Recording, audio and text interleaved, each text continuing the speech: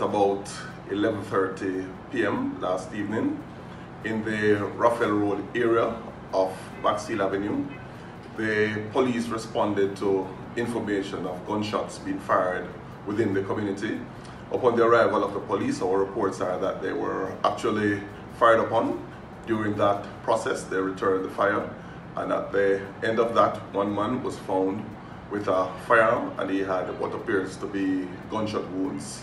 The information is somewhat being challenged by citizens within the community, and we have engaged the services of Indicom, and we are having them going into the area and have taken over this particular investigation. The deceased is identified as Emilio Morris.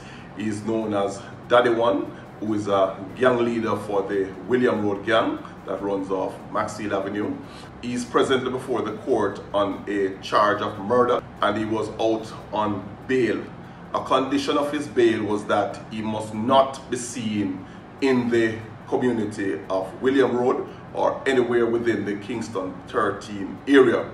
This order was made by the court based on them accepting evidence that this man is a known violence perpetrator and carries with him a wave of violence whenever time he's in the community.